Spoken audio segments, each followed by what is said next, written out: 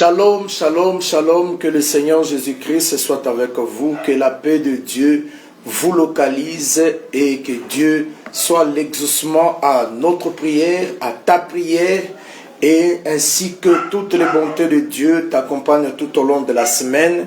Que la grâce et la miséricorde de Dieu soient notre partage. Nous croyons à la grandeur de Dieu, nous croyons à la puissance de Dieu, nous croyons à l'amour que le Seigneur déploie sur nous. Béni soit le nom du Seigneur Jésus-Christ pour sa grâce, béni soit le nom du Seigneur Jésus-Christ pour sa bonté. Nous continuons à célébrer le nom de Jésus-Christ. Nous sommes encore une fois de plus pour notre continuité au sujet de la délivrance et ses étapes. Ici, nous sommes en train de parler maintenant. Cette semaine, nous sommes là, nous ne sommes pas pressés. Nous sommes là pour présenter la première étape de la délivrance qui est dans notre tableau de la délivrance sur le plan prophétique, doctrinalement parlant, par rapport à la délivrance, parce qu'il y a ceux-là qui croient que lorsqu'on accepte le Seigneur, c'est fini, il n'y a plus question de parler de la délivrance. Cependant, la vie chrétienne, chaque étape de la vie, c'est une délivrance. Et c'est ainsi que nous avons pris la résolution avec l'aide du Seigneur, tout le temps que le Seigneur nous accorde la grâce, de continuer à espérer sa bonté, son amour, en entendant que la merveilleuse son de la trompette qui sonnera pour le réveil de ceux qui dorment dans l'espérance de la vie éternelle. Et nous qui sommes vivants, qui ne dévancerons pas à ceux qui dorment, nous allons tous nous rencontrer parce que notre corps changera et nous allons revêtir l'immortalité, que le ressuscité en Christ viendra aussi à la vie. C'est ainsi que nous continuons toujours à parler de la délivrance de Dieu. Que le Seigneur Jésus-Christ te bénisse et que le Seigneur Jésus vous fasse énormément du bien. Nous vous annonçons déjà que vous pouvez taguer plusieurs de nos frères. Taguez-les parce que moi aussi j'aimerais le faire déjà pour la gloire de Dieu, afin que nous puissions bénéficier de l'amour et de l'action, de l'activité du Seigneur notre roi. Et nous allons rêver. Prions vraiment de tout cœur pour que le Seigneur nous fasse grâce. Si nous pouvons implorer la grâce de Dieu, si nous pouvons implorer la faveur de Dieu, faites-le en toute humilité, faites-le avec beaucoup plus de sincérité, que le Seigneur nous accorde sa grâce. Voilà pourquoi nous sommes là et nous continuons à témoigner notre Dieu, qu'il est tellement merveilleux et qu'il est vraiment notre repère, il est notre force, il est notre soutien. C'est ainsi que nous vous demandons par la grâce de Dieu, nous vous demandons par l'amour de Dieu, d'entrer, d'informer les autres, de partager dans le groupe, de taguer les bien-aimés, tel que je le fais déjà avant d'entrer dans le vif de notre message de ce matin pour ce début de la semaine. Que Dieu vous bénisse. Je ne manquerai pas aussi de saluer mon précieux frère et prophète Francine Gawala, que le Seigneur Jésus-Christ soit avec lui, que le Seigneur fasse prospérer tout ce qu'il entreprend par la grâce de Dieu et qu'il s'occupe de toute sa famille, que Dieu protège sa famille pour cette grande bénédiction qui est la grâce que Dieu a déposée en lui pour nous bénir. Mes salutations reviendront aussi au prophète Josué Kamba, qui nous a bénis suffisamment dans sa prestation dans la porte de cieux, là où le prophète Francis Tatou se trouve. Joël, que le Seigneur bénisse aussi l'église La Porte de Cieux, qui nous a acceptés en acceptant la présence du prophète Josué Kamba. Merci pour tout, que la bonté de Dieu, que la grâce du Seigneur soit avec tous les bien-aimés qui sont là-bas. Vraiment, nous prions que le Seigneur Jésus-Christ nous accorde son soutien sous sa grâce et sous sa bonté. Merci beaucoup, je suis en train de taguer. Tu peux aussi le faire par la grâce de Dieu, faites-le pour que nous puissions bénéficier de la grandeur de l'amour de Dieu, pour que nous puissions bénéficier de cette action également. Merci pour tout. Est-ce que nous pouvons dire un mot à Dieu? Nous pouvons dire un mot au Seigneur. Si nous pouvons le dire, déjà, ça sera encore une grande bénédiction. Faisons-le ensemble. Faisons-le ensemble.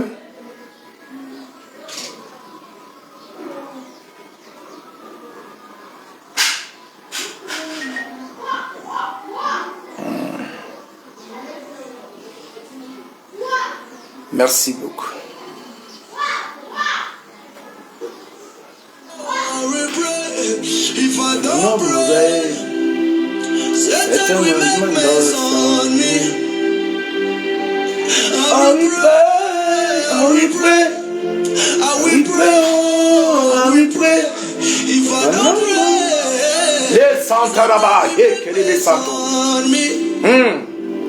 Alléluia.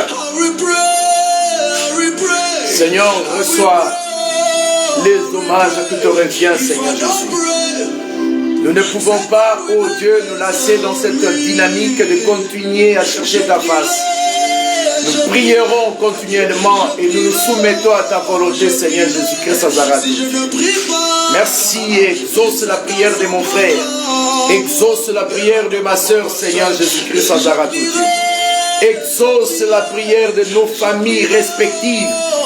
Exauce la prière de mes frères et sœurs qui sont aux États-Unis, au Canada, partout ailleurs. Exauce la prière de ceux qui se trouvent, ô Dieu de gloire, en Asie, en Europe, en Afrique, en Océanie et dans l'Amérique du Nord, dans l'Amérique du Sud, Seigneur Jésus. Particulièrement pour ceux qui sont en Angola, au Sénégal, au Cameroun, en Abidjan, Guinée, à Libreville, à Congo-Brazza, en Afrique du Sud, Seigneur Jésus-Christ Nazareth. Nous ne cesserons de chercher ta face, Seigneur. Nous continuerons, ô Dieu de gloire, à chercher ta bonté, ton amour, tendre Père de gloire. Nous croyons à la grandeur de ta grâce, nous croyons à la grandeur de ta puissance, ô Dieu. Jésus, Jésus, Jésus. Sois élevé, Seigneur Jésus-Christ Nazareth, roi de gloire. Sois élevé pour ta force, Seigneur Jésus-Christ Nazareth, ô Dieu de gloire. En vertu de ta grâce, Seigneur, nous célébrons ton Saint-Nom à ce midi, à cet après-midi, tendre Père. Nous dédions ces instants entre tes saintes mains, tendre Père de gloire. Je recommande l'attentement de tous mes frères, tous mes soeurs, tes servantes et tes serviteurs, ô Dieu. Nous recommandons ces instants entre tes saintes mains, Seigneur Jésus. Viens au secours de notre vie, Seigneur Jésus-Christ Nazareth, ô Dieu. Viens, puissant Dieu de Jacob, Seigneur Jésus, ô Dieu de gloire. Nous ne cesserons de chercher ta face en profondeur, ô Dieu. Nous ne cesserons de chercher ton amour, ô Dieu, à puiser dans la source des Écritures saintes, découvrir, ô Dieu de gloire, la profondeur, la quintessence de notre salut, comme les prophètes qui l'ont fait avant nous. Selon ce que Pierre a dit, Père, le matin je prierai, à midi je prierai, même la nuit je prie. Oh Dieu, je ne me lasserai pas de prier, même la nuit. Le matin je priais, à midi je priais, même la nuit. Je ne me lasserai pas de prier, Seigneur. Lande serré, Indalaba Santo, Kerebe Santé, Santo Riababa. I Kerebe Santa là-bas, Sendo Riababa. Le Dieu vrai est là, il est là, il est là. Il délivre les âmes qui s'ouvrent en lui. Merci Père.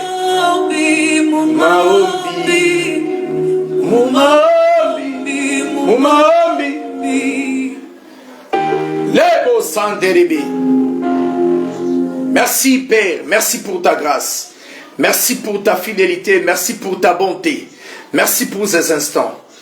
Nous recommandons cela et que l'ennemi soit confondu sur tout ce qu'il avait prévu au Dieu de gloire pendant ces moments que nous allons échanger avec mes frères et sœurs, participant, travaillant ensemble dans cette live, oh Dieu. Merci pour ta grâce, merci pour ton honneur. Merci pour ta fidélité, merci pour la grandeur de ta grâce et l'amour que tu déploies sur nous, Seigneur Jésus. Merci parce que tu es Dieu. Au nom de ton amour et de ta fidélité, Jésus. Merci, Créateur du ciel et de la terre. Amen. Bien-aimés, nous célébrons le nom du Seigneur Jésus-Christ. Nous célébrons la bonté et l'amour de Dieu. Nous célébrons la grandeur de la grâce d'Élohim et notre Dieu. Nous célébrons la grandeur de la divinité de notre Seigneur. Et aujourd'hui, nous allons insister sur ce premier tableau qui est l'étape de la délivrance par rapport à l'étape de l'Égypte. Nous avons dit qu'il y a 4 grandes étapes de la délivrance avec ces réalités. Et l'autre fois, nous avons insisté sur le fait que lorsque Israël se retrouve en Égypte, c'était d'abord une famille de 12 fils, représentés avec tous les membres qui accompagnaient leur père. Au total, ils sont arrivés plus ou moins 70 personnes. Après leur sortie, viendra l'étape où nous parlerons de la délivrance sur l'étape après la sortie jusqu'au devant de la mer. C'est-à-dire la délivrance par rapport à l'étape de la mer Rouge. Et la 3e étape, c'est l'étape après la mer Rouge. Après la mer, vers le fleuve du Jourdain.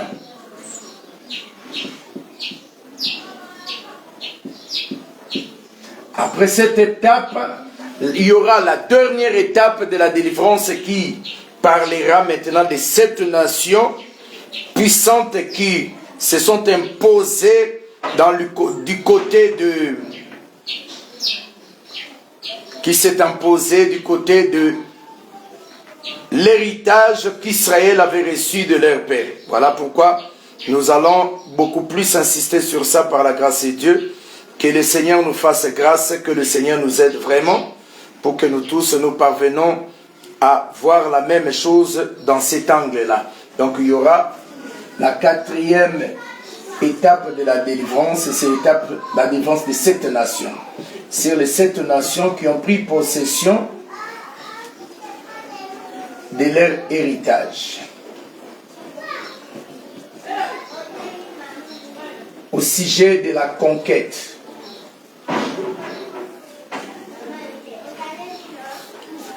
C'est un peu dans ce sens que nous allons aborder l'enseignement par la grâce de Dieu.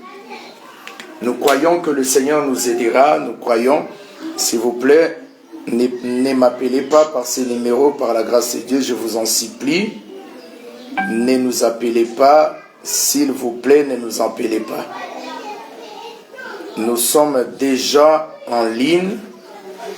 Nous vous supplions pour l'amour de Dieu.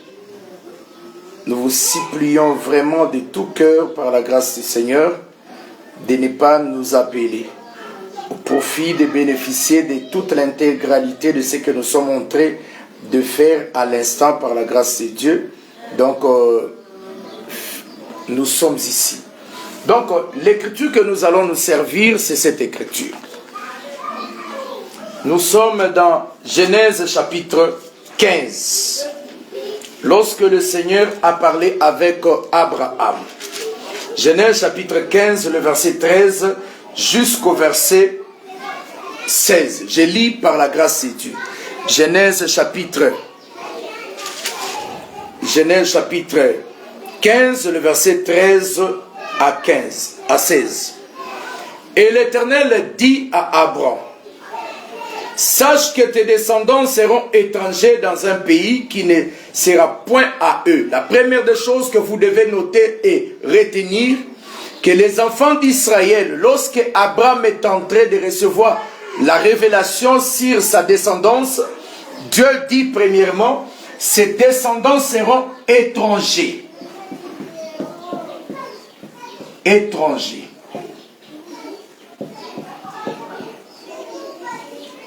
Première des choses à retenir, c'est ça. Déjà du fait qu'ils seront étrangers, toute réalité de ce qui va se passer dans cette toute réalité.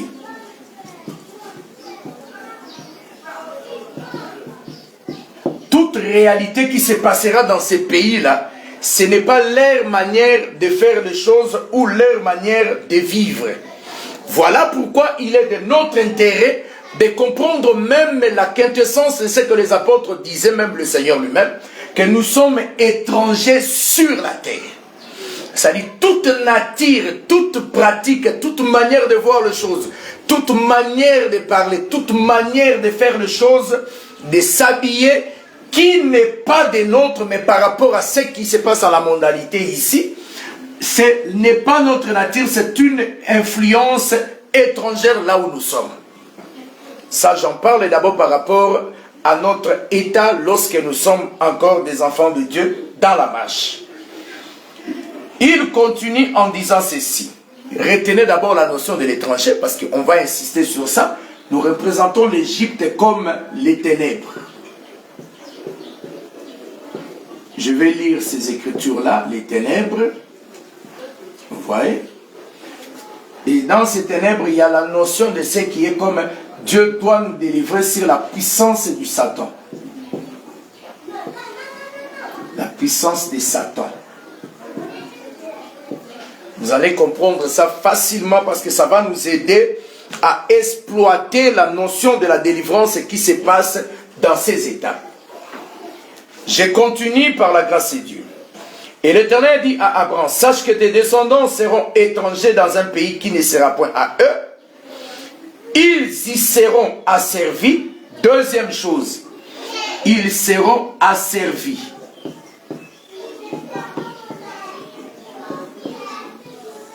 Ça, c'est la deuxième chose. Il continue la lecture. On les opprimera pendant 400 ans. Ils seront opprimés.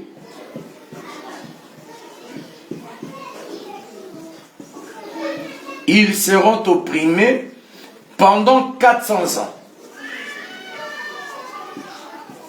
Voyez-vous?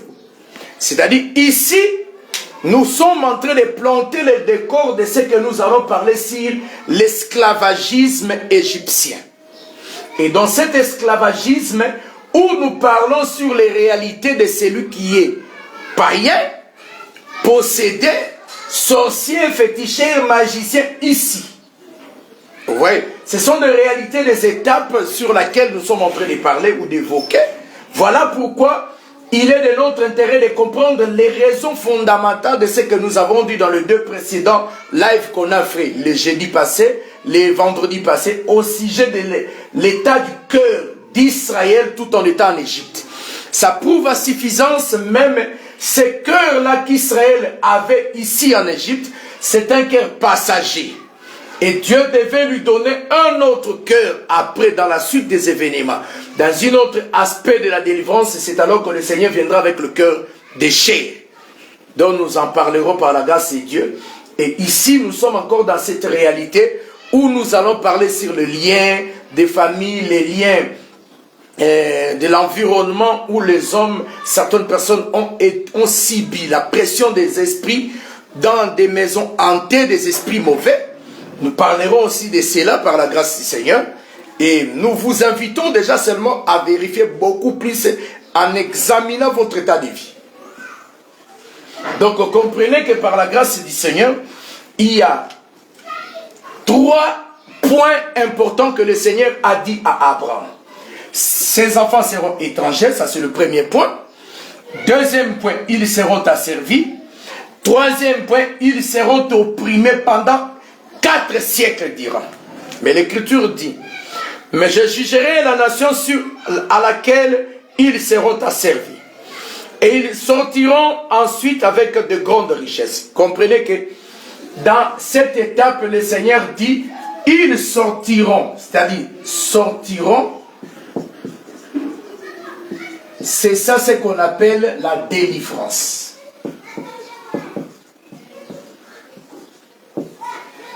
Ils sortiront avec de grandes richesses.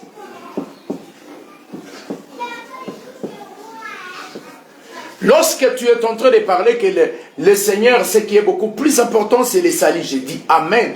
Parce que l'Écriture présente premièrement, nous devons chercher la justice et le royaume de Dieu. Et ensuite, tout ce qui nous sera donné par la suite, ce sont des richesses aussi que nous pouvons bénéficier. Tu vas faire comment? Ils avaient des besoins de construire les tabernacles. S'ils n'avaient pas la richesse, comment ils allaient construire les tabernacles? Dieu a tout prévu pour son peuple lorsqu'il les délivre. Oui, les actions de grâce allaient être demandées en Égypte, dans le désert. Les dons pour la construction du tabernacle, pour la construction des chandeliers, la cuve des reins, l'autel d'Holocauste, la table de pain de proposition, tout ça, il devait le recevoir dans le main. Moïse devait le recevoir aux mains propres des enfants d'Israël. C'est ainsi que Dieu a prévu que la délivrance à la première portion puisse attirer aussi la faveur de la richesse. Et cette richesse-là ne viendra que des Égyptiens qui les ont fait souffrir. Nous arriverons lorsque nous allons arriver là-bas. Comprenez aussi que le Seigneur a dit, toi tu iras en paix, verset 15. Vers tes pères tu seras enterré après une heureuse vieillesse. À la 4e génération, ils reviendront ici, car l'iniquité des Amoréens n'est pas encore à son comble. Vous voyez? Donc je suis ici en train d'évoquer certaines choses pour nous permettre de bien faire notre marche et de bien continuer par la grâce du Seigneur. Et pourquoi pas faire un pont pour permettre à tous ceux qui nous suivent de partout de comprendre la quintessence et l'option de ce que nous sommes en train d'avancer par la grâce de Dieu. Et pourquoi pas continuer à implorer la grâce, à implorer la faveur de Dieu, à implorer l'autorité du Seigneur Jésus-Christ pour bénéficier de l'action de sa main puissante. Donc soyons tous bien la connaître et le Seigneur ne manquera pas de nous faire énormément du bien. Que Dieu bénisse. Nous comprenons par la grâce du Seigneur que dans cette étape ici de l'Égypte, Israël se retrouverait esclave. Mais comment un peuple qui a reçu les promesses de leur Dieu, de Dieu de leur Père, un peuple qui marche toujours avec son Dieu, devait se retrouver en esclavagisme? Parce que je devais justifier que cette étape, nous l'avons dit déjà que l'étape de l'Égypte, c'est l'étape où le peuple est dominé,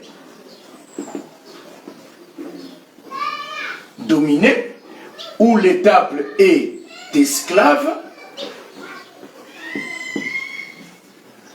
C'est cette étape où le peuple est lié. Dans cette étape toujours de l'Égypte, c'est cette étape ici où le peuple n'a plus la force, c'est-à-dire pas de force.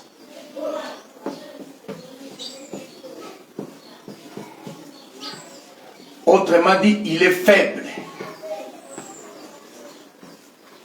Le peuple est sans force, le peuple est faible.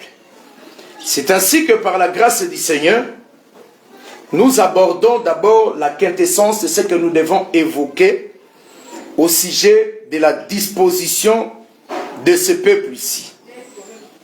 Comprenons d'abord, je m'excuse pour le mouvement que je me faire maintenant, pour que le Seigneur nous fasse grâce et que le Seigneur nous aide à aller plus loin.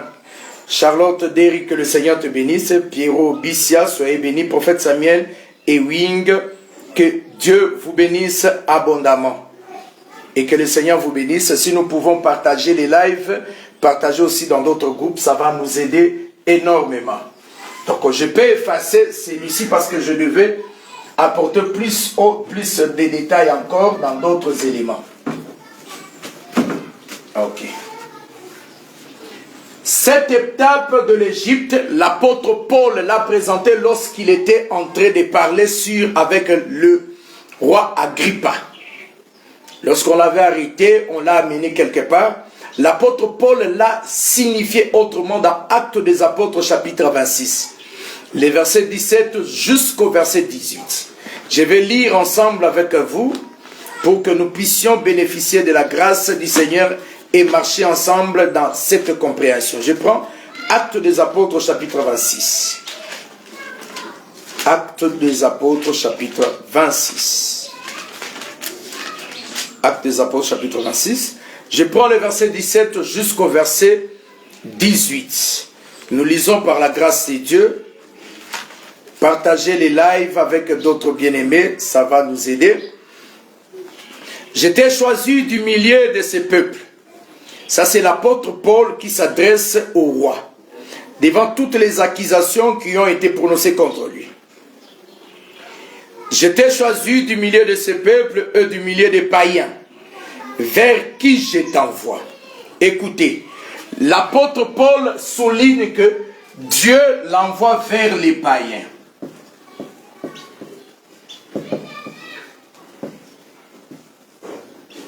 Il est envoyé vers les païens. Afin que tu leur ouvres les yeux pour qu'ils passent des ténèbres à la lumière. Autrement dit, un païen se retrouve dans les ténèbres.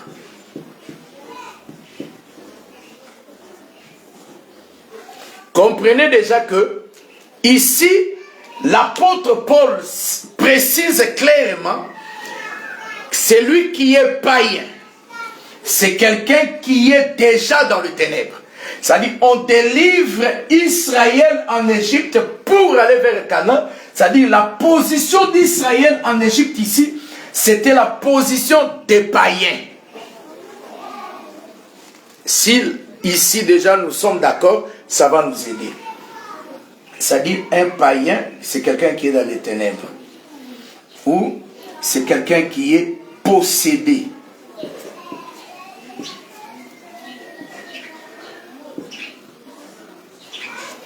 Un païen, c'est un possédé. C'est quelqu'un qui n'a pas l'esprit de Dieu, mais qui est dominé par d'autres esprits. Vous voyez? C'est quelqu'un qui est dominé par d'autres esprits impurs, qui continue à faire rage sur sa vie, qui continue à les guider dans des voies obscures, mais qui ne l'aident pas à vivre sous la main puissante de Dieu. Donc, comprenez déjà que si tu vis avec un païen, tu vis, toi, un enfant de Dieu qui est la lumière de ce monde. Autrement dit, tu vis avec les ténèbres. Cependant, la lumière avec les ténèbres ne peut pas cohabiter ensemble. Autrement, il y aura des incompréhensions, il y aura des combats, parce que l'esprit qui les retient dans les ténèbres ici, c'est les esprits impurs qui habitent toute âme païenne. Que Dieu bénisse l'homme de Dieu, Don Mounene, que le Seigneur vous bénisse. Nous sommes ensemble, mais nous continuons à exploiter cette pensée. Farid Lamoussi, que le Seigneur vous bénisse. Que le Seigneur vous bénisse. Autrement dit, nous comprenons par la grâce de Dieu, Israël lorsqu'il est en Égypte. Israël lorsqu'il est en Égypte, cela veut tout simplement dire que Israël est païen. J'aimerais prendre l'apôtre Paul pour comprendre qui est païen. L'apôtre Paul explique et rend les choses plus claires avec beaucoup plus de facilité. L'apôtre Paul, l'apôtre des nations dit, un païen c'est quelqu'un qui ne connaît pas Dieu. Qui ne connaît pas Dieu.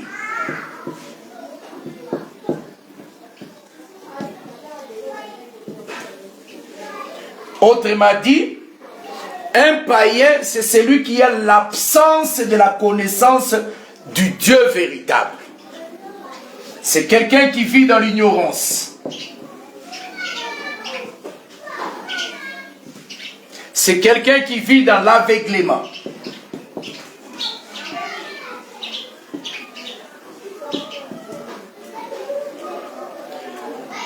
Vous voyez? C'est quelqu'un qui manque de volonté.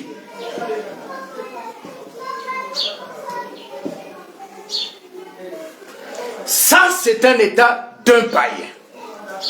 Je parlerai des païens dans deux niveaux. Je prends une écriture. Je continue d'abord. Acte 26, verset 17 que je lisais au verset... Acte chapitre 26, verset 17 jusqu'au verset 18.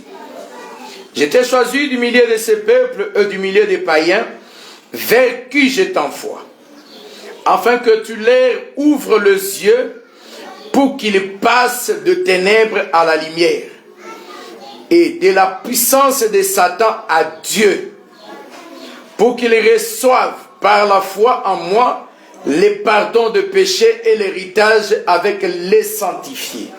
Que Dieu vous bénisse. C'est-à-dire quitter l'Égypte, autrement dit, quitter l'Égypte. Donc j'ai déjà défini que un païen, c'est quelqu'un qui vit dans les ténèbres, selon l'écriture des Actes 26, versets 17 à 18.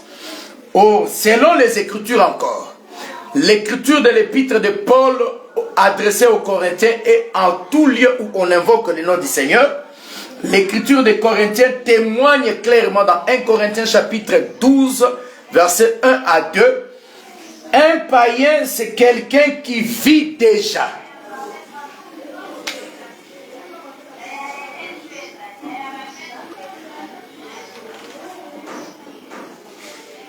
Il y a une question qui m'a été dite, docteur, la lumière ne peut pas influencer les ténèbres, étant donné que les deux s'opposent. Ça, c'est plus tard, nous toucherons de cet aspect plus tard. Ici, nous sommes dans un cadre d'un procédé. Nous parlerons de ça. Si vous lisez bien le verset 17, frère Pierrot, l'Écriture dit, j'étais choisi du milieu de ces peuples, du milieu des païens, vers qui je t'envoie. C'est-à-dire, l'apôtre Paul aussi était païen, qui est délivré pour une mission aussi de déplacer d'autres païens dans la position sur laquelle il se tiendra exactement. Permettez que je puisse ouvrir un peu ce truc par la grâce de Dieu. Que Dieu vous bénisse. J'avais besoin un peu de la fraîcheur. Que le Seigneur nous fasse grâce. Donc, j'ai dit que l'apôtre Paul aussi vivait dans les ténèbres. Lorsqu'il était dans les ténèbres, il n'avait pas la connaissance du véritable. Il était dans l'aveuglement. C'est ainsi que même lorsqu'il était en train de persécuter l'Église, en faisant souffrir les disciples du Seigneur, il pensait rendre culte à Dieu. Cependant, c'est une activité où l'apôtre Paul ne croyait vraiment être dans les vrais. Cependant, c'était l'ignorance, c'était l'aveuglement. Tout ça, c'était au profit de l'ennemi, mais lui ne le sachait pas.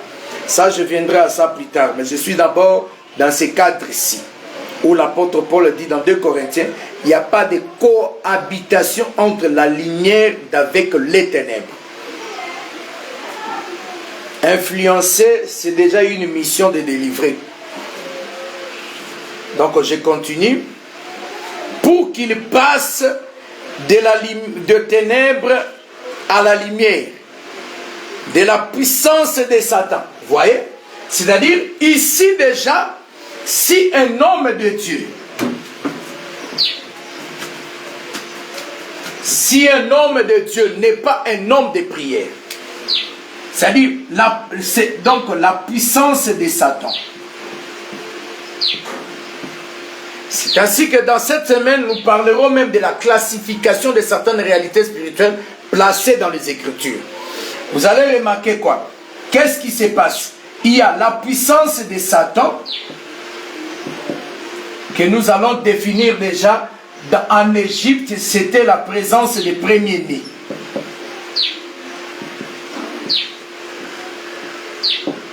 Les premiers-nés étaient la puissance des pharaons qui est les signes de Satan. Pharaon.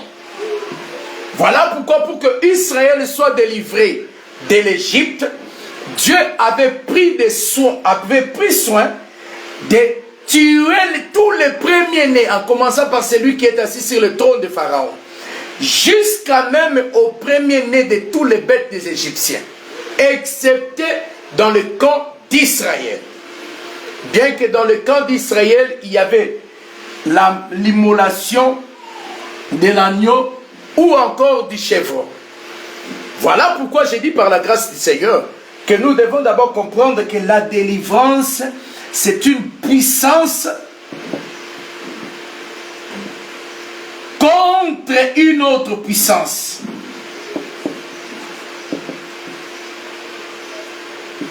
C'est-à-dire, lorsque Dieu vient délivrer une âme qui est dans cet état de la possession, Dieu utilise sa puissance en tant que Seigneur et maître de tout esprit.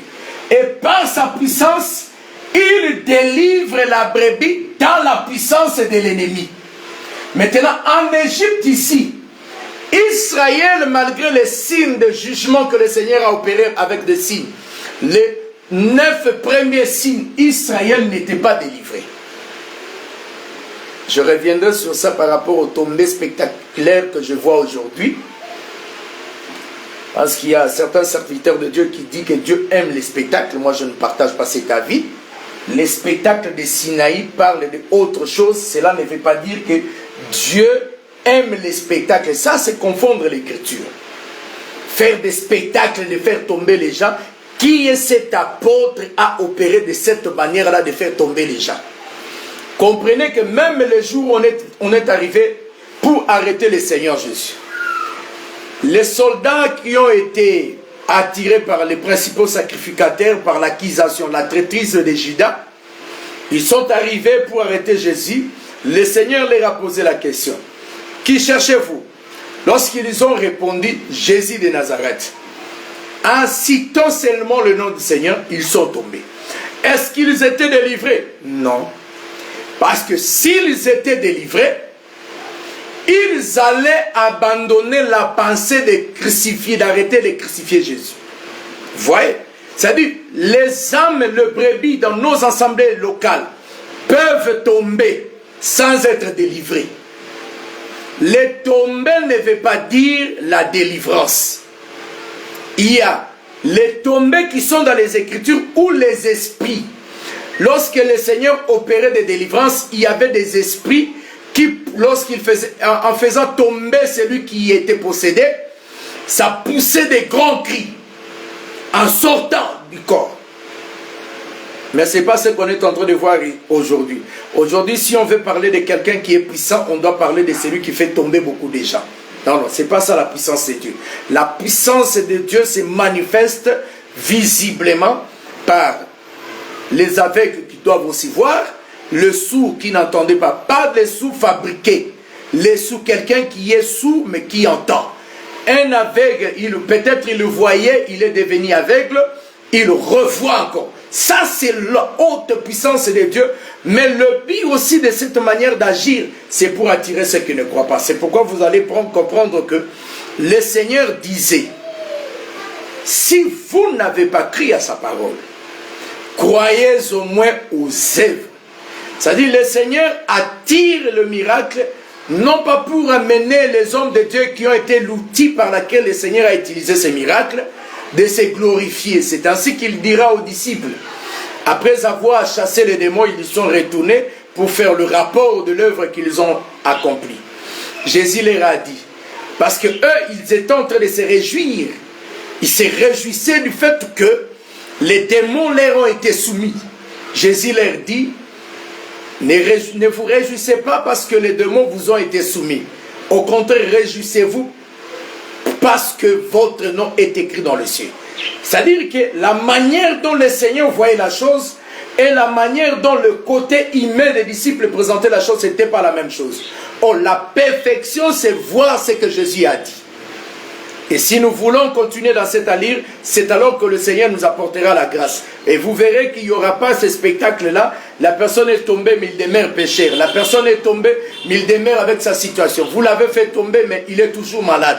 Il a toujours ces esprits-là. Un autre serviteur viendra, la même personne qui était tombée, soi-disant qu'il a été en contact avec la puissance de Dieu. L'autre serviteur qui viendra, ce sont les mêmes visages qui vont encore tomber. Ça, ce sont des blagues qu'on est en train de constater dans l'œuvre de Dieu. Que Dieu nous fasse grâce. Que le Seigneur vraiment nous fasse grâce. Donc, je disais par la grâce de Dieu que l'apôtre Paul dans Actes 26, versets 17 à 18, vous pouvez prendre même Colossiens chapitre 1er, versets 12 à 13, vous allez comprendre la chose. Voilà l'une des raisons de ce que nous sommes en train de parler. Autrement dit, celui qui est dans l'Égypte, à la vérité, il est sous la puissance de Dieu qui le retient en Égypte. Cette puissance-là l'amène à être esclave, à être dominé par les esprits. C'est ainsi que remarquez les différentes serviteurs de Pharaon en Égypte. En Égypte, Pharaon avait les magiciens.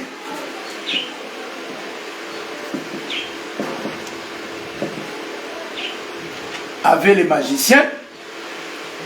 Pharaon avait les astrologues.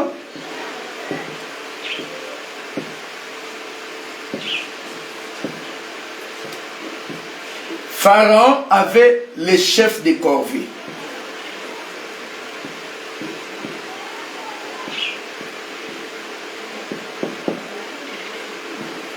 Pharaon avait les Égyptiens à sa disposition.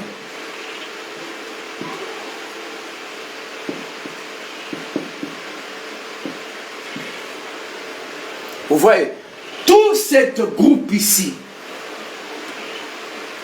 fait l'office de ceux qui vont exécuter l'ordre. Ceux qui vont exécuter l'ordre des pharaons. C'est-à-dire, ils sont sous l'autorité des pharaons. Quelle était maintenant la disposition du cœur des pharaons vis-à-vis d'Israël? Et quelle était également la disposition du cœur aussi d'Israël? Le cœur d'Israël en Égypte était un cœur de pierre. Le cœur des pharaons également était cœur de pierre. C'est-à-dire, à la vérité, un cœur incrédule. Et Israël aussi avait un cœur incrédule.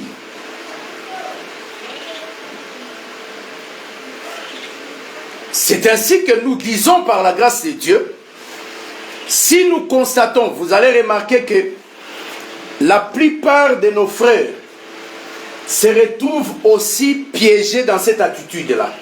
Je prendrai une écriture par la grâce de Dieu, je prendrai une écriture. Je prends l'écriture de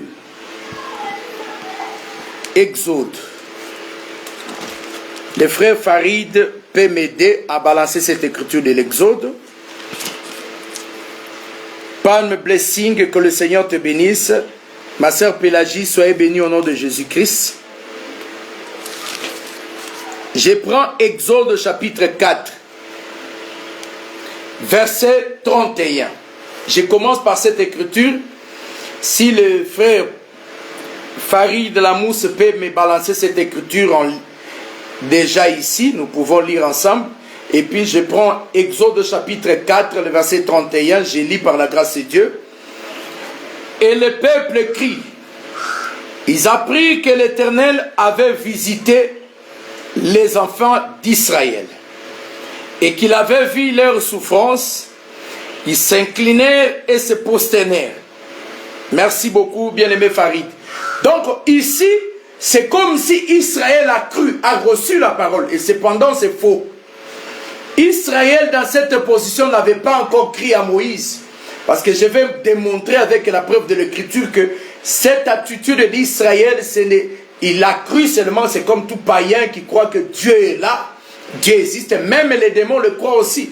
Est-ce qu'en cela, ça veut dire que les démons ont la foi? Loin de là. C'est la position que nous avons de beaucoup de frères et de sœurs aujourd'hui. Ils disent qu'ils sont dans l'évangile éternel. Mais leur vie ne répond pas au principe de la règle de la doctrine qu'enseigne l'évangile éternel. Comment vouliez-vous dire à une personne qui vit encore dans le mensonge, qui vit encore dans les calomnies, qui vit encore dans la haine, qui empoisonne ses frères, qui a tendance de tuer ses frères, il détruit la réputation de ses frères. Et cet état-là, ce n'est pas quelque chose qui a été constaté pendant un temps, et après, vous remarquez que ce n'est pas la vie du frère, ou la vie de la sœur, mais c'est sa vie, au fait. C'est sa vie d'être haineux, c'est sa vie d'être médisant, c'est sa vie d'être calomniateur. C'est sa vie exactement de détruire la réputation des ministres de Dieu. C'est sa vie de ne pas pardonner aux autres en engageant la haine, la duplicité, les réactions colériques. C'est sa vie exactement. Vous voyez, cet état-là ne fait pas de la personne qu'il a déjà quitté l'Égypte. Même si vous le reprochez, vous lui dites quoi que ce soit, il représente toujours des éléments qui sont toujours dans ce premier tableau de la délivrance. Il n'a pas encore atteint ce tableau d'après la sortie de la délivrance jusqu'à Pi-Hahiroth qui est en face de la mer Rouge. Ça, c'est la deuxième étape de la délivrance. Et Pharaon ici, dans ce premier tableau, Pharaon se retrouve sur son trône. Je prends cet exemple-là. Que le Seigneur bénisse ma précieuse sœur Niclette, ma vousie, que le Seigneur vous bénisse. Ici, Pharaon est sur son trône.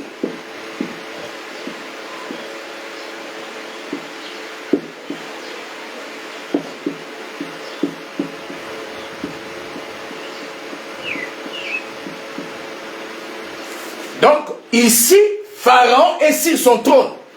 Mais dans cette deuxième étape qui est de la sortie jusqu'au devant de la mer Rouge, Pharaon ne sera plus sur le trône, mais Pharaon montera sur le cheval. Ça, c'est la deuxième.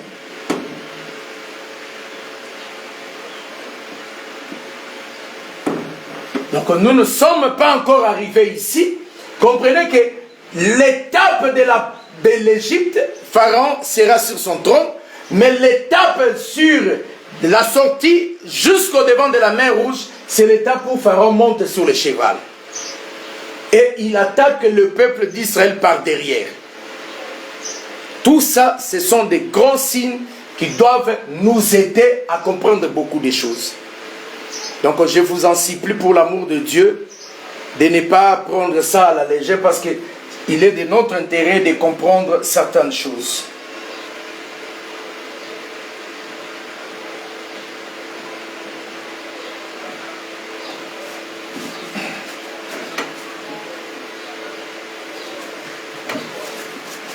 Que la grâce du Seigneur soit avec nous tous et qu'il continue à nous accorder sa grâce. Je prends maintenant cet aspect des choses. Lorsque Israël se retrouve en Égypte, il a ce cœur de pierre. Dans le cœur de pierre, selon Marc chapitre 7. Marc chapitre 7. Nous lisons d'abord pour situer qu'est-ce qui se retrouve dans le cœur de Pierre. Et nous allons comparer. On ne peut pas fuir la pensée du Seigneur, on doit toujours être là. Marc chapitre 17, nous prenons seulement le verset 21 à 22. 21 à 22. Je souhaiterais lire cela par la grâce de Dieu. Marc chapitre 7, versets 21 à 22.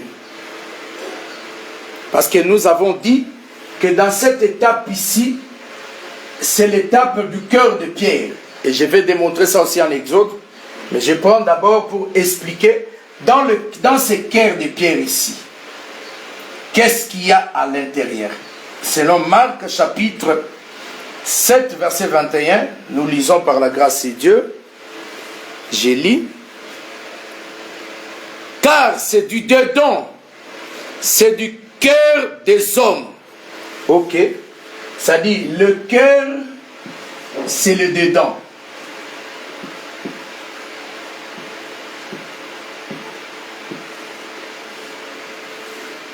C'est l'intérieur.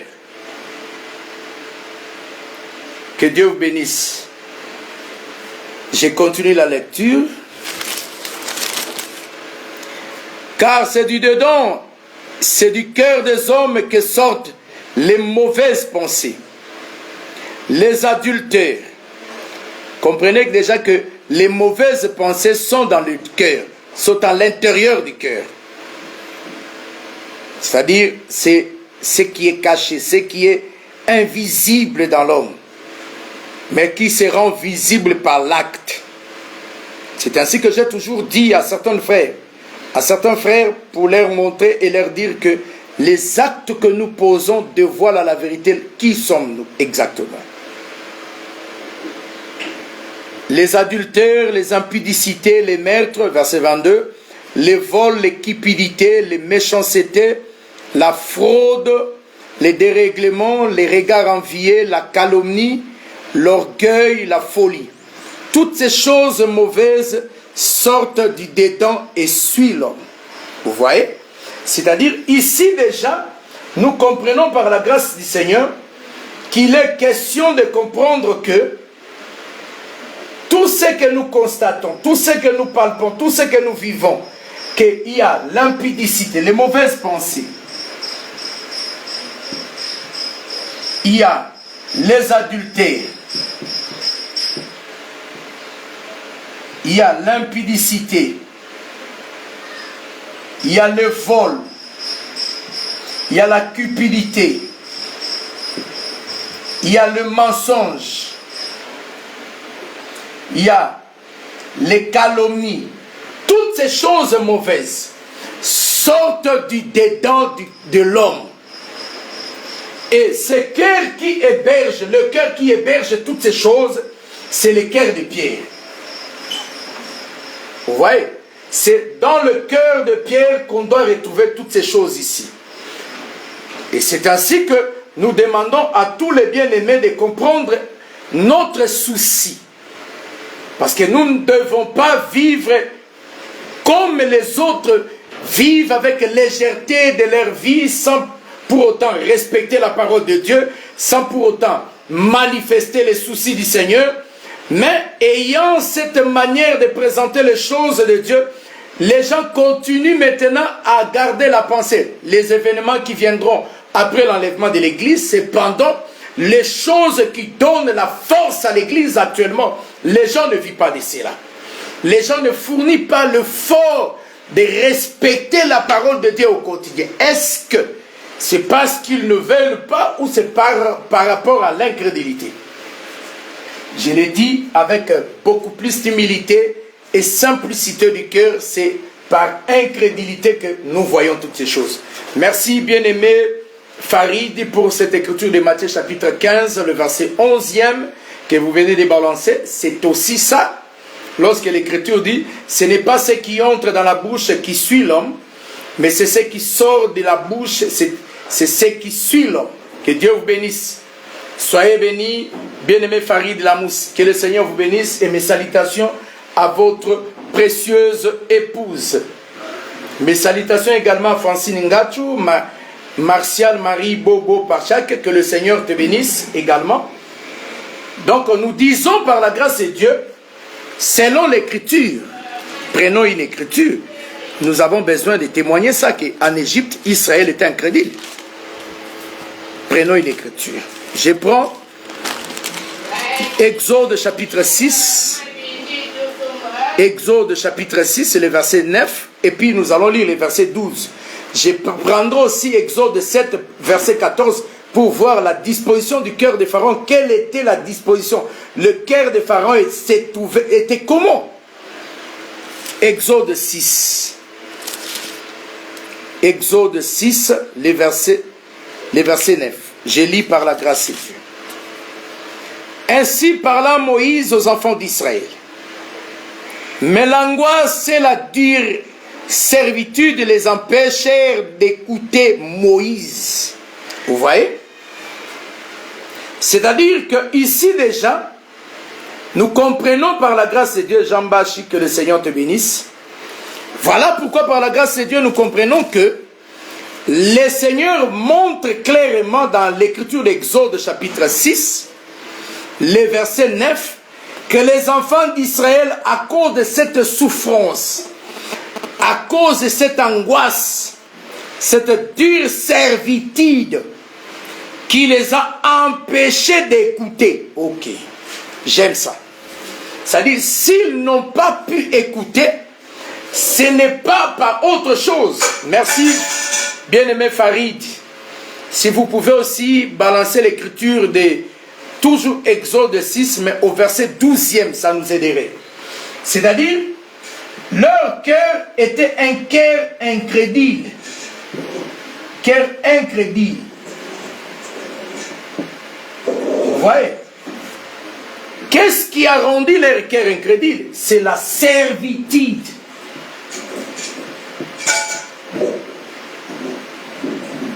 C'est la servitude. Cette servitude qui acquise et témoigne la pensée de dominer. Ou en d'autres termes, ils étaient assujettis. Ou encore, ils étaient oppressés. Vous voyez? Maintenant, par la grâce du Seigneur, qu'est-ce que nous devons comprendre par là? Nous devons comprendre, merci bien-aimé Farid, nous comprenons que celui qui est possédé, l'esprit qui le domine, l'esprit qui dirige sa vie en cet instant-là, ne le permettra pas d'être sensible à la parole de Dieu, ne l'aidera pas à comprendre facilement. Je donne un exemple. Que la femme doit s'habiller de manière décente, avec pudeur et modestie. Celui qui est encore ici, ce n'est pas d'abord ce qu'on doit l'enseigner. On doit l'enseigner la manière de s'habiller en sortant de cette étape. Parce que cette étape de l'Égypte, c'est l'étape de celui qui est possédé par des esprits impurs. Vous voyez?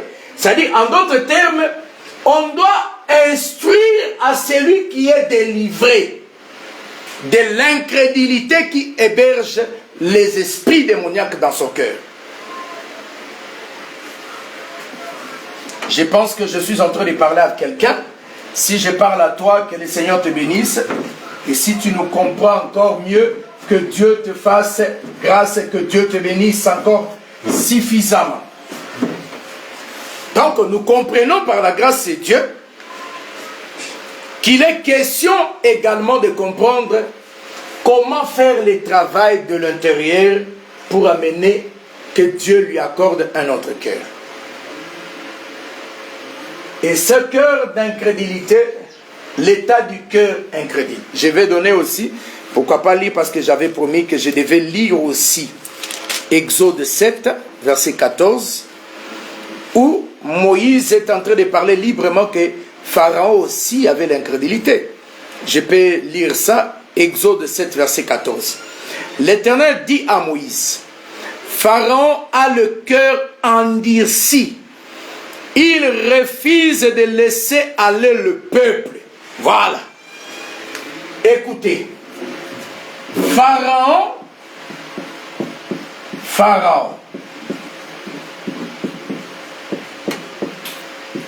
avait le cœur endurci.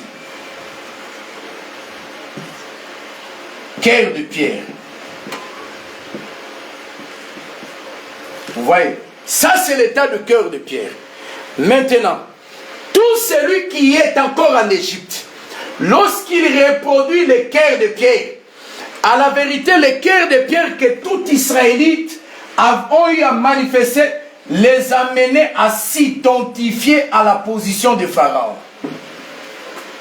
C'est-à-dire quoi? Qu'est-ce que je veux dire en une phrase? Que la position de Pharaon, qu'Israël a aussi manifesté cette incrédulité, cela prouve à suffisance que Israël s'identifie à la disposition du cœur de Pharaon. C'est une incrédulité. Cependant, pour Pharaon, c'était sa nature en tant que fils de la perdition. Mais pour Israël, ce cœur de pierre était temporaire. Vous voyez, était temporaire. C'est-à-dire, tout enfant de Dieu, lorsque il manifeste l'incrédulité selon l'élection de Dieu, il peut se retrouver dans cet état. Comprenez que dans cet état, la première des choses que l'ennemi vient communiquer à l'homme, qui est possédé, qui est dirigé par des esprits impurs, le diable introduit d'abord ce qu'on appelle l'incrédulité.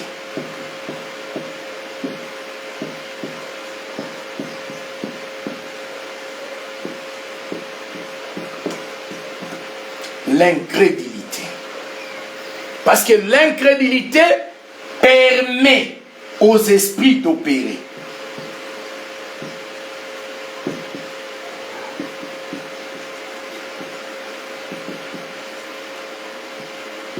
L'incrédulité permet aux esprits d'opérer dans l'homme. Lorsqu'une personne manifeste l'incrédulité, cela veut tout simplement dire il permet l'activité des esprits impurs d'agir en lui. C'est ainsi que vous pouvez lui donner des conseils, vous pouvez lui prodiguer des conseils. La personne ne croira pas parce que les démons qui l'habitent ne les permet pas de croire à ce que tu dis. Voilà pourquoi il est avantageux. Lorsque vous êtes en face de quelqu'un de pareil, prends ton temps de prier au préalable, de chercher la face de Dieu pour que l'œuvre à laquelle tu es en train de faire puisse produire les fruits dignes de la repentance. Vous voyez? Si la personne est incrédule, il permet premièrement aux esprits impurs d'opérer, c'est-à-dire aux esprits démoniaques. Parce que l'incrédulité, c'est un cœur qui héberge les démons et les mauvaises actions. Deuxième chose que l'incrédulité manifeste, c'est-à-dire l'incrédulité que le diable donne à l'homme qui est possédé, permet aux esprits d'opérer à l'intérieur de l'homme en poussant l'homme, en influençant les actes de l'homme. Et maintenant, deuxième élément que nous devons constater aussi dans l'incrédulité. L'incrédulité s'oppose à la foi. Lorsque le diable donne l'incrédulité, c'est-à-dire le cœur incrédule à une personne, les esprits mauvais commencent à opérer maintenant dans l'homme. Ils vont maintenant s'opposer à la position de la foi.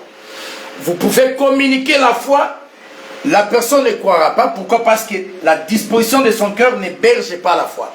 En d'autres termes, nous comprenons que l'incrédulité, c'est l'opposé de la foi.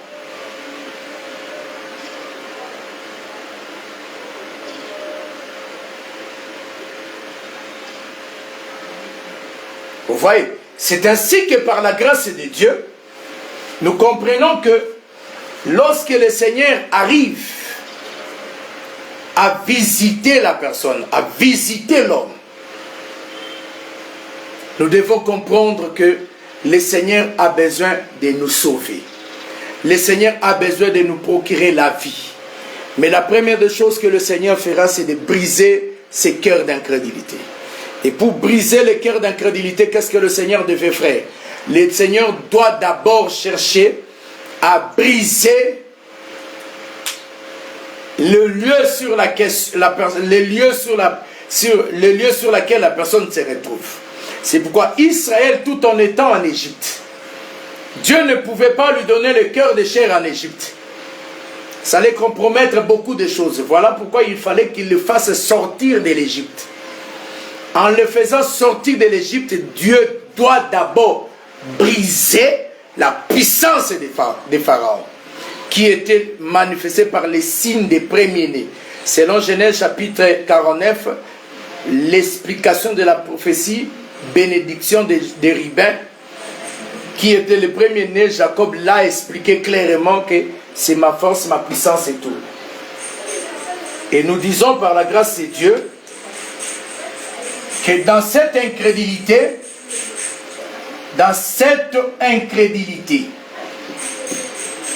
l'homme ne bénéficie de rien. Or, cette incrédulité qui permet aux esprits d'opérer, Ça peut maintenant amener l'homme à vivre dans l'impudicité. Ça peut amener l'homme à vivre dans le mensonge.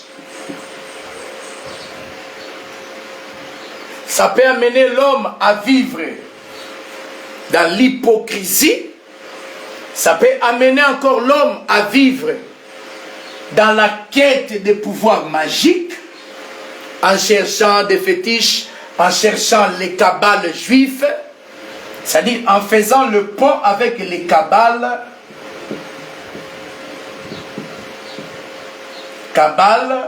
les fétiches, le pouvoir ancestraux.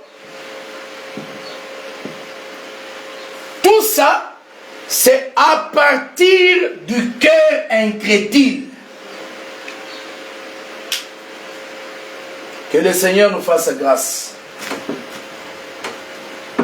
J'aimerais avancer encore un peu. Demain encore, nous allons y revenir.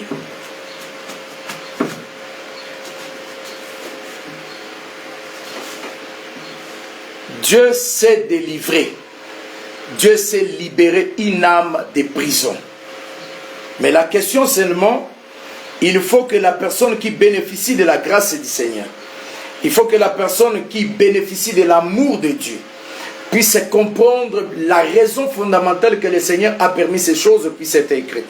Est-ce que je suis en train de vous parler de l'ombre? Je suis toujours dans l'ancienne alliance. Pourquoi il s'attarde toujours dans Exode? Pourquoi il parle toujours de ces choses-là au lieu de nous parler de la grâce? Jésus-Christ est déjà mort. Bien-aimés, ne vous fatiguez pas à vous poser trop de questions.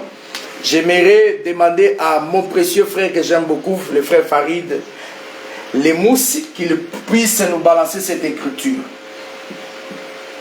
Romains chapitre 15, verset 4, y compris 1 Corinthiens chapitre 10, verset 6 et le verset 11. Qu'il nous balance ces deux écritures. Et pourquoi pas une troisième pour parler seulement de l'écriture d'Ecclésiaste. Ecclésiaste chapitre 1, verset 9 à 10. Pourquoi pas chapitre 3, verset 15. Ce sont les bases qui nous servent pour évoluer dans ce que nous sommes en train de dire. Et j'en parlerai aussi dans l'émission que je parlerai, c'est quoi les Écritures saintes. Dans Romains chapitre 15, que le frère Farid puisse nous balancer cette écriture. Romains chapitre 15, je lis par la grâce de Dieu très rapidement. Pourquoi j'ai pris ces écritures là-bas? Romains chapitre 15. Romains chapitre 15, verset 4. Ok. Or, tout ce qui a été écrit d'avance, l'a été pour notre instruction, afin que par la patience et par la consolation que donnent les Écritures, nous possédions l'espérance. Voilà. Donc tout ce qui a été écrit d'avance l'a été pour notre instruction. D'où, c'est ainsi que nous revenons avec Israël en Égypte pour tirer l'instruction. Je prends maintenant 1 Corinthiens chapitre 10. 1 Corinthiens chapitre 10, les versets 6 et puis le verset 11e. Je lis par la grâce de Dieu.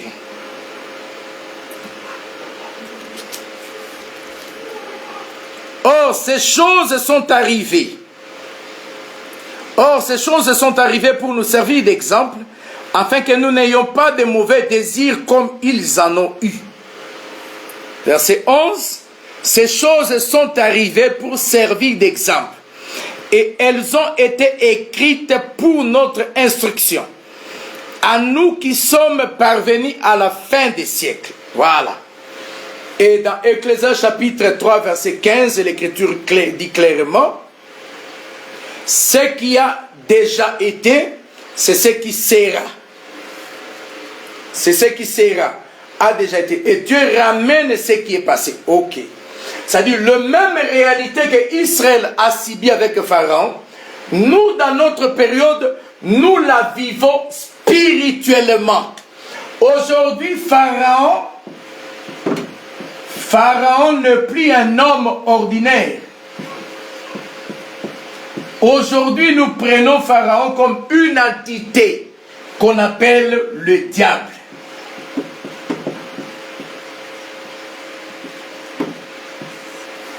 C'est comme ça que nous considérons Pharaon aujourd'hui.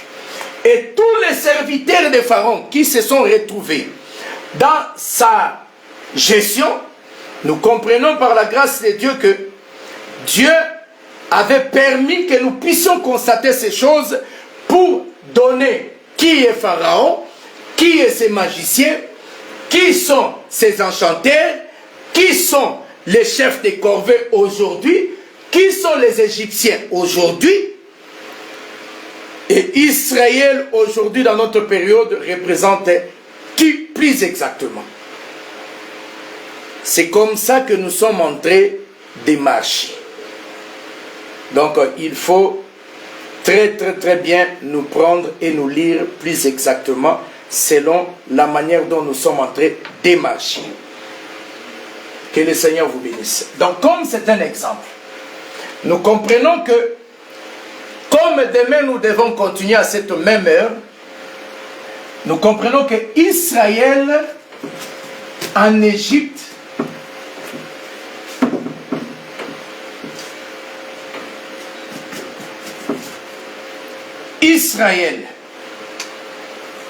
en Égypte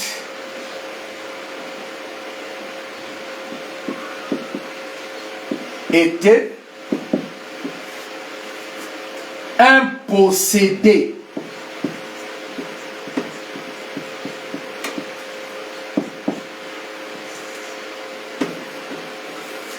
ou en d'autres termes lié.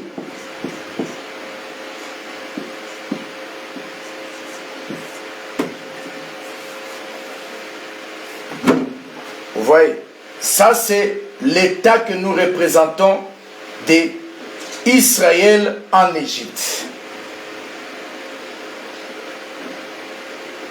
Mes salutations à Esther, Abigail, sa fille, et mes salutations à la servante de Dieu Abigail, sa fille, ainsi qu'à Charlotte Derry.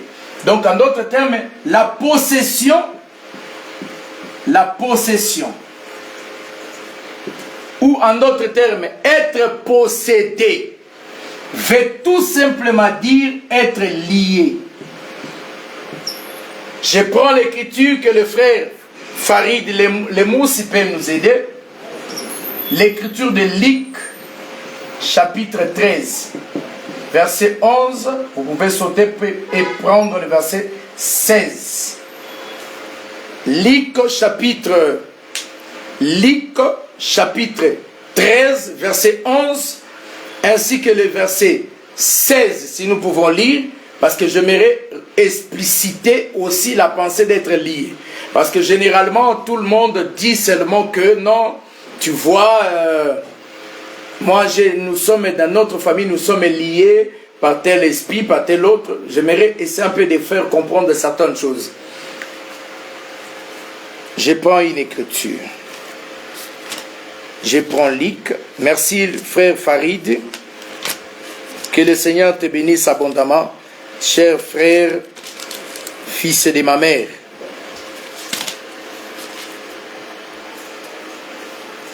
Luc chapitre 13, le verset 11. Je commence par là, et puis je vais lire le verset 16. Et voici, il y avait une femme possédée d'un esprit qui la rendait infirme. Voilà. Verset 11. 11 dit, une femme possédée.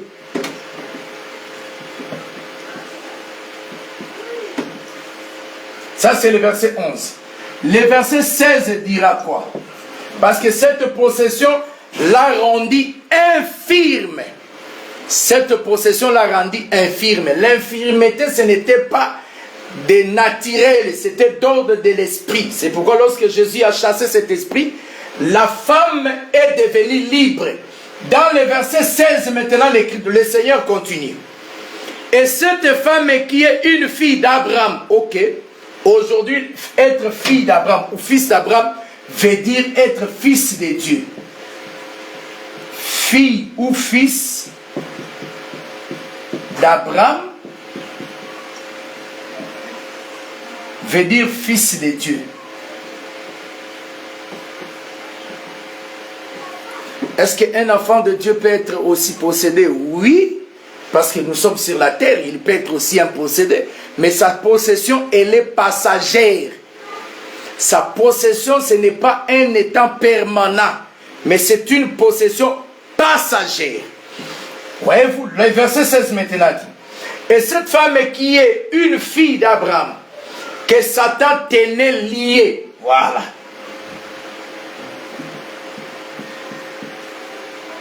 Une femme liée. Autrement dit, c'est plus clair pour comprendre que un possédé, en d'autres termes, veut dire quelqu'un qui est lié. C'est plus simple à comprendre ça avec les Écritures qu'avec les pensées des théologiens. Non, non. La théologie, elle est différente par rapport à ce que les gens représentent selon les couches des branches théologiques. La théologie pentecôtiste, la théologie catholique, la théologie ceci, presbytérienne, la théologie branhamiste. Non, non. Nous devons rester dans la pensée de ce que les Écritures disent au lieu, parce que le vrai problème, ce n'est pas le problème de la langue. Le vrai problème, c'est de comprendre le langage de Dieu dans l'Écriture. Parce que si vous prenez l'expression posséder, selon la Rousse, vous allez entendre autre chose. L'expression liée, selon les définitions de la Rousse, avec la langue de Voltaire ou les recherches de Maurice Grévis, vous allez tomber dans des pièges d'interpréter les choses loin de la pensée du Seigneur. Vous voyez, ici déjà ça montre que le Seigneur Jésus est en train de faire déjà les ponts pour nous aider à comprendre que si tu crois être exactement possédé, à la vérité tu es lié. Vous voyez, c'est-à-dire que si tu es possédé, en d'autres termes, je suis lié. Si tu refuses de dire clairement que moi je ne suis pas possédé, mais j'ai des liens de famille, en d'autres termes, cela veut tout simplement dire que tu as des esprits, l'esprit mauvais de ta famille qui gère ta vie.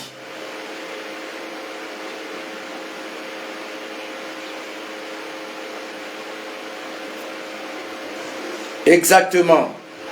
Théologue est-il des questions religieuses fondées sur les textes sacrés, les dogmes et la tradition.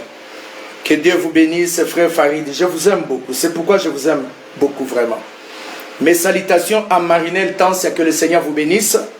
Voilà pourquoi nous disons par la grâce de Dieu, comme demain nous allons parler sur la possession démoniaque. Si le Seigneur nous accorde encore le temps, nous allons expliquer être oppressé. Être oppressé veut dire quoi? Être possédé, c'est déjà, nous avons expliqué les liens, mais nous allons expliquer la possession. Nous allons expliquer être possédé. Nous allons aussi être assujetti.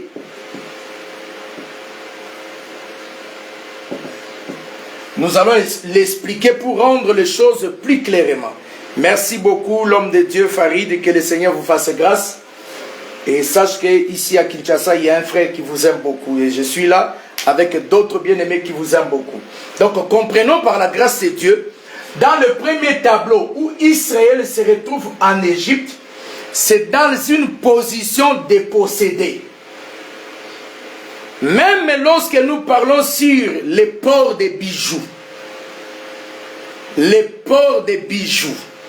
que la plupart des personnes, ceux qui percent même leurs oreilles, les oreilles de leurs filles ou de leurs fils, parce qu'aujourd'hui, on revient à la raison de comprendre que même les hommes sont en train de percer. Ils percent l'oreille ici, si c'est 3-4 fois, les nez ici, mais une telle personne qui prie dans une église, il prétend entendre l'enlèvement dans cet état-là. Bien-aimé, le Seigneur est plus proche de son avènement qu'avant. Nous devons veiller, veiller, veiller et veiller à notre manière de voir les choses, à notre manière de servir le Seigneur, car le jour de l'enlèvement s'approche à une grande vitesse que beaucoup seront surpris.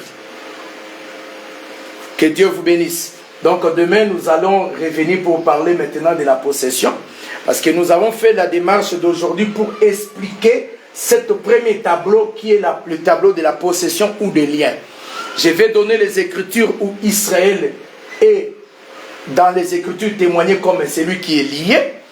Je vais donner aussi les Écritures, bien que demain je ferai aussi appel à la position d'Adam. Adam comme une âme possédée, j'en ferai aussi usage par la grâce de Dieu. Lorsque le Seigneur dit que le serpent mangerait la poussière de la terre et que plus tard le Seigneur vient dire que Adam, tu es poussière, tu retourneras à la poussière, nous comprenons que le manger là de la poussière, ce n'est pas l'argile que nous voyons, non, non. On parlait d'Adam, que le serpent a reçu maintenant l'ordre en dehors du jardin de dominer Adam, ou en d'autres termes, Adam était devenu esclave du serpent.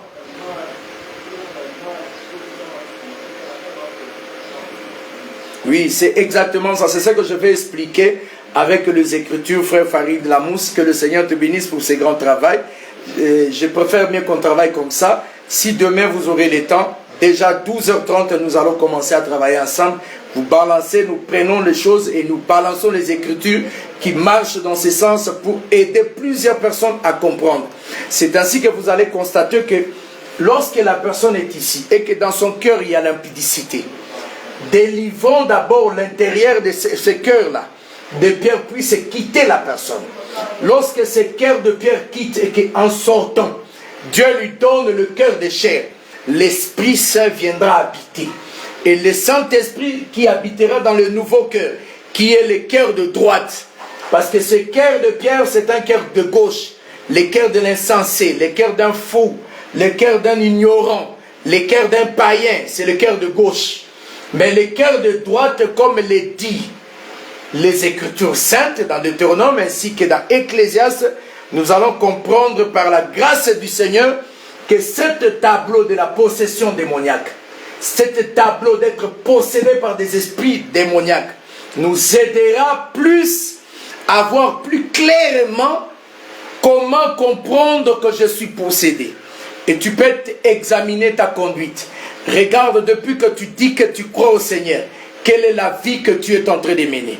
Comment tu conduis? Est-ce que les choses qui ont été constatées dans ta vie se retrouvent en toi toujours?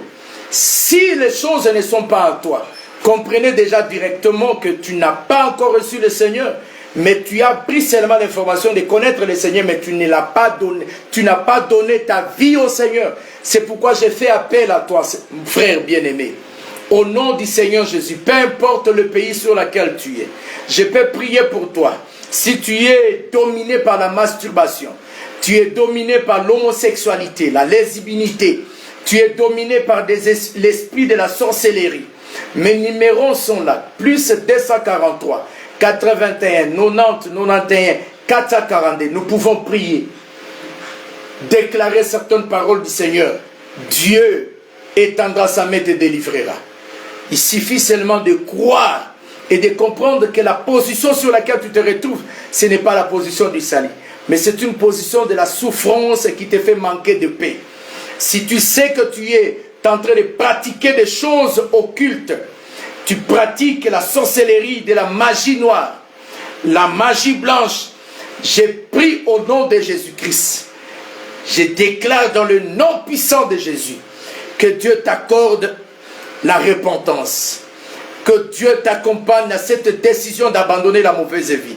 Si c'est la prostitution, oh, qu'il plaise au Seigneur de t'aider, de répandre sa grâce sur ta vie. et que tu reçoives maintenant les saluts pour la gloire de son Saint-Nom. Je le déclare et je déclare cela au nom de Jésus. Que la puissance du nom de Jésus-Christ t'accompagne. Que l'action de Dieu soit avec toi. Au nom de Jésus-Christ sans arrêt. Père, s'il y a un frère qui est malade, je prie maintenant, Seigneur Jésus-Christ sans arrêt, oh Dieu. Guéris-le. Guéris mon frère qui souffre. S'il y a un frère qui est stérile à cause de la manifestation d'un esprit impur, je prie au nom de Jésus. Je lève ma main droite et que la grâce de Dieu, la puissance de Dieu, ôte cette stérilité en elle. Si c'est la stérilité qui frappe l'homme, ôte cela, puissant Dieu. Je crois à la grâce de ton amour, Jésus. Tu as versé ton sang à la croix pour que mon frère reçoive les saluts, pour que ma soeur reçoive les saluts.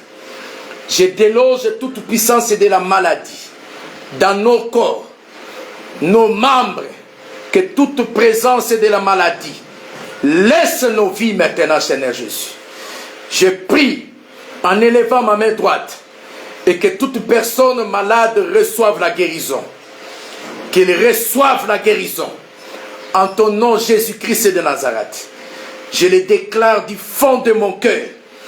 Mon cœur est sincère et ouvert. Que tous ceux qui sont allongés sur les lits des hôpitaux, même dans leur maison, manquant les moyens pour payer les frais de l'hospitalisation, mais ta main invisible est capable de les faire loger, déloger de cette maladie. Je les réclame au nom puissant de Jésus-Christ. Si la puissance de la sorcellerie combat mon frère, ma soeur dans sa vie professionnelle, dans ses travail, combat leurs enfants, étant ta main puissante pour les délivrer de cette manigance de l'ennemi, de cet acharnement du monde des ténèbres. Agis, Père. Agis, puissant Dieu. Débloque leur situation. Au nom de Jésus-Christ sans arrêt, j'ai prié et j'ai déclaré. Amen. Que le Seigneur vous bénisse, que la grâce de Dieu, la puissance de Dieu vous localise au nom de Jésus. Nos numéros sont là et besoin d'assister et de soutenir l'œuvre de Dieu. Les numéros de contact sont là, vous pouvez agir par la grâce de Dieu et nous continuerons avec l'aide du Seigneur de présenter encore plus ce que le Seigneur a mis dans notre cœur comme responsabilité. Et pensez à contribuer pour que nous puissions avancer. Je bénis ceux qui ont pu nous aider pour nous procurer ces micros précieux. Que le Seigneur ne cesse de les bénir à chaque fois que nous utilisons ces micros, ces pieds que nous avons achetés. Que le Seigneur les bénisse encore abondamment. Et comme il a été dit dans la parole, que toute œuvre est bonne, le Seigneur tient compte de ça, le Seigneur pense sur ça. Si vous avez des requêtes de prière, parce que la semaine prochaine, nous irons à la montagne, nous allons nous retirer pour la prière, que le Seigneur vous bénisse. Il y a ceux qui sont en train de nous acheter des chaises déjà pour l'œuvre à laquelle le Seigneur nous a appelés. Si vous avez besoin de frères qui doivent récupérer, réceptionner votre soutien pour acheter des chaises, acheter des claviers, acheter des instruments pour l'œuvre du Seigneur, nous allons vous donner les coordonnées de la personne qui peut percevoir cela avec beaucoup plus de sérieux et beaucoup plus d'humilité par la grâce de Dieu. Que la paix et la grâce du Seigneur soient avec vous au nom de Jésus-Christ sans arrêt. Et nous croyons à l'amour de Dieu, nous croyons à la force du Seigneur, nous croyons à l'action de Dieu qui agit et qui opère, qui manifeste sa grâce dans nos vies. Croyez à la grâce de Dieu, croyez à la puissance de Dieu, croyez à l'amour de Dieu, croyez à l'action de Dieu, croyez à la puissance de Dieu, car Jésus-Christ est le Maître, il est notre Dieu.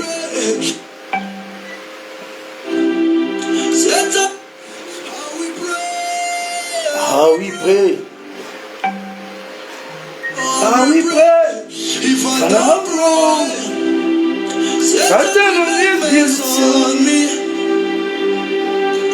Ah oui, prêt. Ah oui, prêt. Ah oui, prêt. Oh, ah oui,